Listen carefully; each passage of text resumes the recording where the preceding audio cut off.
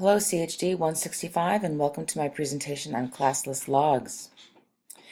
At the end of the day, a teacher's clearest recollection is usually of those children who did memorable things, good or bad. Children who tend to be quiet, who cause no trouble and draw no attention to themselves might not be noticed as much or might not be remembered at all.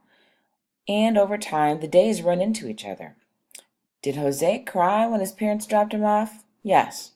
No, wait, that was yesterday. Or maybe it was the day before. I can't remember, but I know he's improving. This happens to all of us often because you're so busy, because you have so many children to look out for, and because you teach more than just academics like colors and numbers and shapes. You're engaged in developing the whole child. A classless log is a method of recording one or more short, important to know pieces of information about each child present on that day. Contrast this to a checklist. In most cases, a checklist is used when looking at one child for multiple behaviors or skills.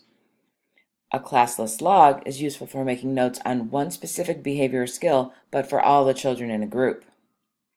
It's intended to be used for intentional teaching. It can be used periodically for comparison to see development of the group as a whole. Look at this example of a classless log. The criterion is determined in advance and is the same for each child. You prepare the log in advance by having the names pre-written in alphabetical order. It will save you time as you're observing and recording.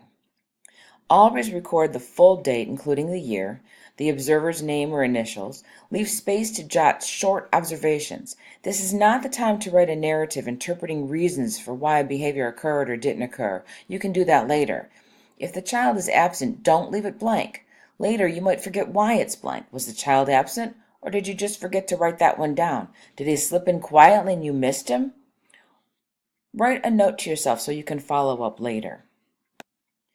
Remember that a classless log is best for recording on-the-spot observations or memorable, frequent events for all the children in a group. Stop the video and look at this list of skills. Which of them are suitable for observation and documenting with a classless log?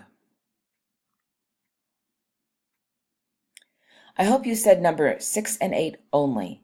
Both of those are tasks that are directly observed.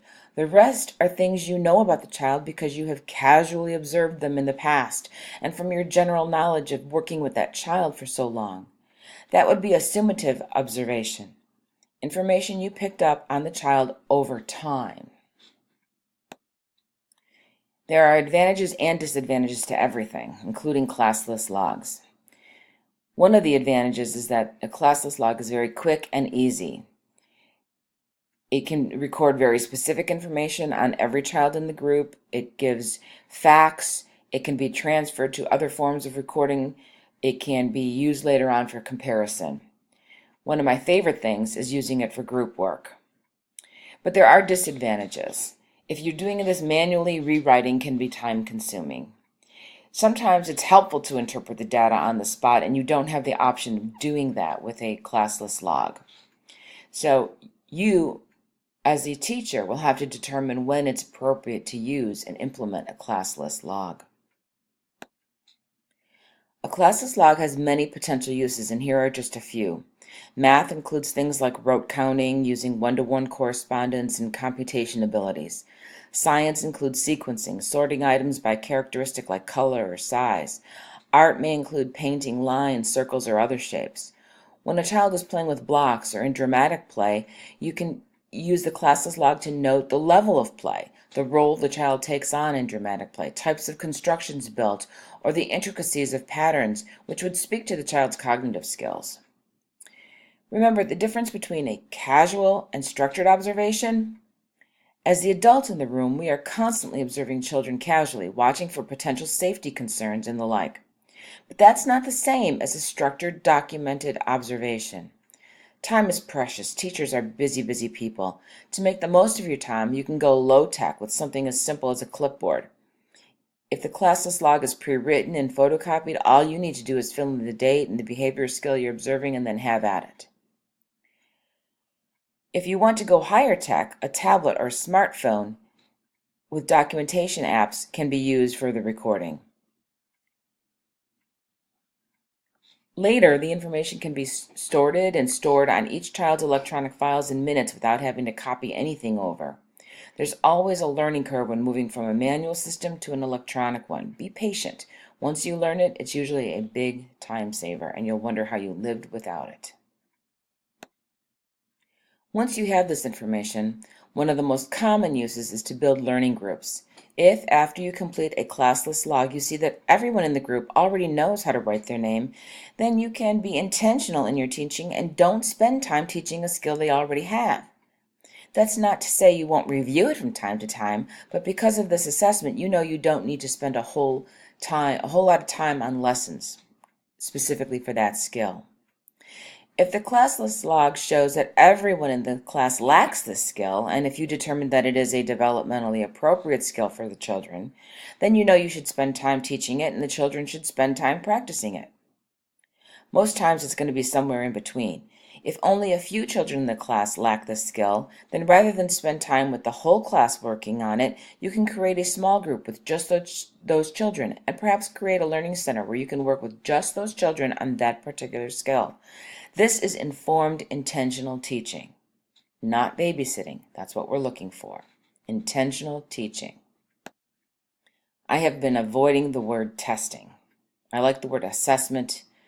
I like the word observation and documentation. Those are much more friendly. Research is clear that the best assessments of children is when they are in their most natural habitat, play. That is called authentic assessment. Just because a child can perform well for a test doesn't mean he will be able to transfer that skill to a real-life situation. And likewise, just because the child cannot perform well on a test or doesn't perform well on some sort of test, doesn't mean he can't do it in the real-life situation. You might tell Jose, "I'm going to test you to see if you can count. Now do your best, Jose." Jose panics and can't get past the number 3.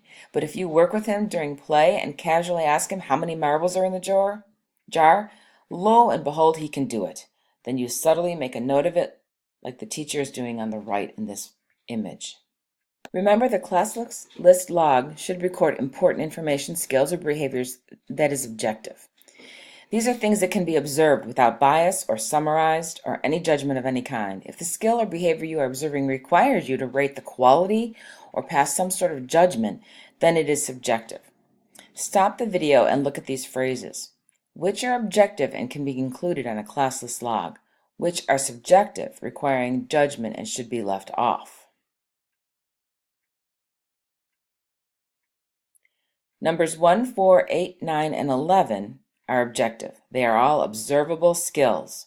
The others all require the teacher to make a judgment. While in your practicum, work with your cooperating teacher or the director of the program to select a skill or behavior they would like to assess on the whole class. Design a classless log for that specific behavior and implement it. You have 2 weeks, so it is recommended that you implement it a few times so that you can note any improvements in your analysis. Good luck!